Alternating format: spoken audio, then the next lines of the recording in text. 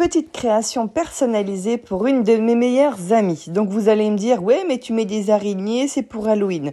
Ma meilleure amie est passionnée des têtes de mort et de tout ce qui s'ensuit.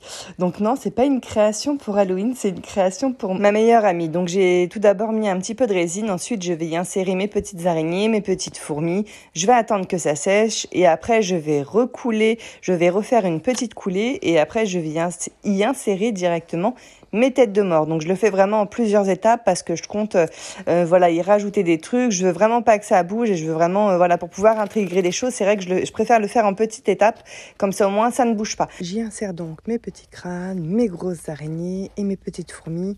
J'essaye de faire... c'est vraiment un casse-tête là, pour essayer de les enfiler tous dans le petit triangle. C'est vraiment assez compliqué, mais bon, ça va, je m'en suis pas trop mal sortie. Je les ai bien mis en place pour que le triangle ne soit pas trop déformé. Et je m'éclate vraiment avec cette création.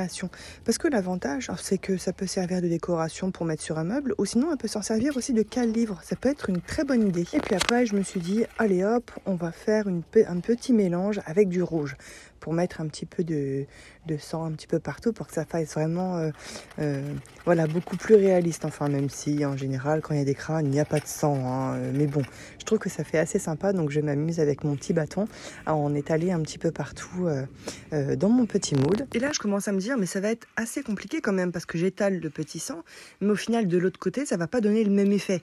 Mais bon, après je me suis dit je fais de ce sens là parce que je compte après venir mettre une petite lumière dans le fond, donc c'est pour ça que je l'ai fait de ce côté-là. Et comme j'ai pas encore testé avec les lumières ce que ça va donner, c'est vrai que je voulais, ce que ça va donner. Je sais pas encore comment installer les lumières, donc si j'avais fait à l'inverse, je me suis dit, ça veut dire les lumières, ils auraient été dans le fond, mais le fil, il l'aurait dépassé. Bon, j'ai attendu que ça sèche une bonne journée, et ça y est, maintenant, je vais m'attaquer à mettre la petite lumière. Donc, je déballe tout, et après, je vais venir l'insérer directement dans mon moule. Oui, j'ai choisi de prendre des lumières un petit peu, des lumières chaudes, des lumières jaunes. Je préfère que les lumières blanches, c'est plus chaleureux. Donc, ça y est, je l'insère directement dans mon petit moule. Je teste bien voir si ça marche, je regarde s'il y a des lumières un petit peu partout. Je mets mon fil dans un petit sachet pour être sûr qu'il n'y ait pas de résine qui va dans mon petit mécanisme, et voilà, le tour est joué. Je vais maintenant venir couler mon avant-dernière couche de résine, donc ça va être juste de la résine transparente pour que les têtes de mort ressortent le plus. J'ai attendu une bonne journée que ça sèche parce que c'était de la résine petite coulée, et maintenant je vais m'attaquer à faire le fond. Donc j'ai utilisé tout simplement du gris un petit peu brillant et du noir pour donner un petit effet un petit peu bétonné, mais pour donner un petit peu de relief. Et là, je me suis rendu compte que les crânes dépassaient. Mais bon, je ferai attention la prochaine fois parce que les crânes sont vraiment trop gros par rapport au moule. Donc après, c'est derrière la création, donc c'est pas trop gênant. J'ai encore attendu une journée que ça sèche et maintenant place au démoulage.